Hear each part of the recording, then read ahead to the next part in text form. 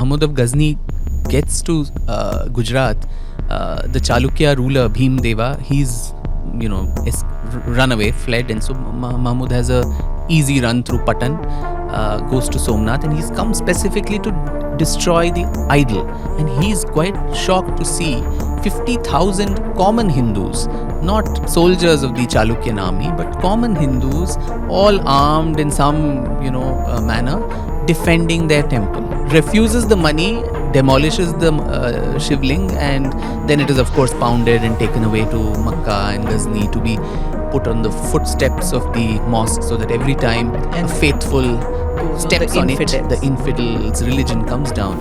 You can't go to Kashi, you can't go to any of these places. Somnath. Okay, let's talk about Somnath. Yeah.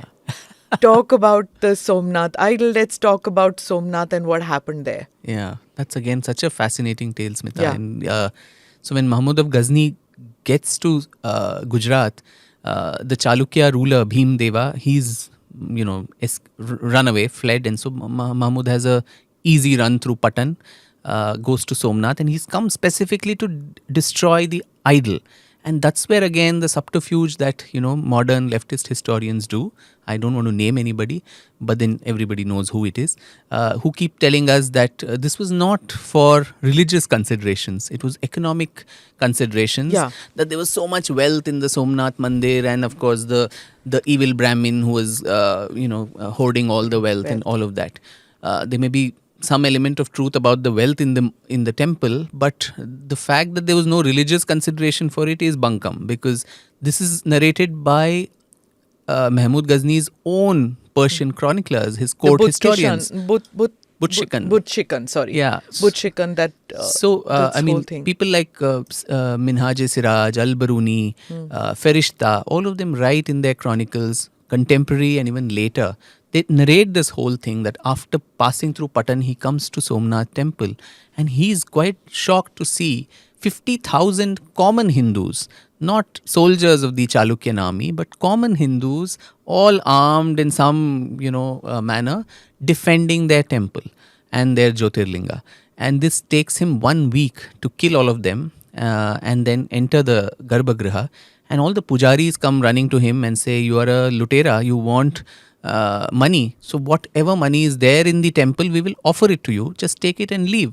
And this guy laughs and says, "If I do that, I will be famous as a trader of idols, which I don't want my legacy to be called so. I'd rather be called a breaker of idols or Butchikan." And so he refuses the money, demolishes the shivling, and then it is of course pounded and taken away to Makkah and Ghazni to be put on the footsteps of the mosque, so that every time a faithful steps on it, the infidel's religion comes down. This is chronicled first-person account of the court historians, and today we are providing cover fire for that by saying, no, it was only economic considerations. And the kind of resistance, one is this story of how 50,000 people did this. Now, on his way back, he wants to go back to Ghazni quickly after the demolition. Some of the Hindus try and lure him as guides. He and his entire army are thirsty. They say, "We'll show you where water is," and they misguide him, take him through a dry desert, and then he's suddenly suspicious and he asks them, like, "Where are you leading me to?" And then they say that you destroyed our god, and so this was our way of taking revenge on you, and we want to actually kill you of thirst. And that's when he finally slays them. So this sense of awakening and consciousness that a place of sacredness of our country, of our religion has been destroyed was so rife.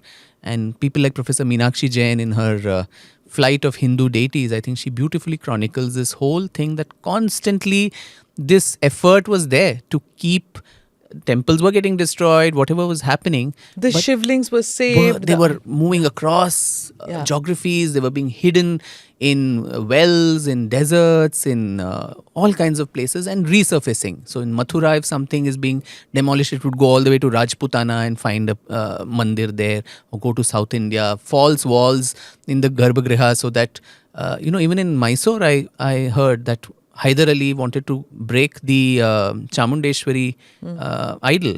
And so overnight, when the priests heard of that, they built a false wall and a false deity was installed.